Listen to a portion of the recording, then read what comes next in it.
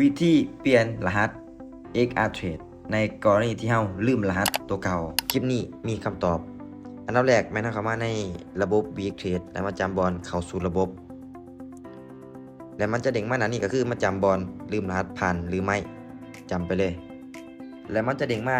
หน้าตาตัวนี้เนาะก็คือซองสีขาวแม่นเฮาใส่ Gmail ตัวเฮาลืมรหัสเนาะกรอกใส่เลยโอเคหลังจากที่เรากรอกเรียบร้อยแล้วเนาะ Gmail ก็กดส่ง Gmail ไปเลยออกจากหน้านี้ไปเข้าในแอป Gmail ออกจากหน้านี้เนาะไปเข้าในแอป Gmail โอเคเห็นบ่มันส่งมาแล้วเนาะจำเข้าไปเลยแล้วก็เลื่อนลงมาแล้วก็มาจำบอลอันสีสมๆนี่เนาะจำไปเลยปึ๊บโอเคมันจะเด้งมาหน้าตาตัวนี้ก็คือมันจะให้เราสร้างรหัสใหม่เราก็กดสร้างไว้เลย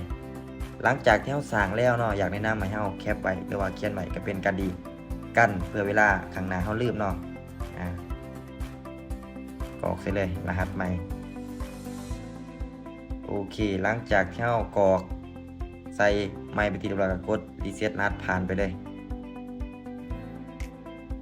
โอเคเรียบร้อยแล้วเนาะวิธีสร้างรหัสใหม่ง่ายๆเบิ่งคลิปนี้จบจะสามารถสร้างรหัสใหม่ได้ด้วยตัวเองเป็นแน่นอน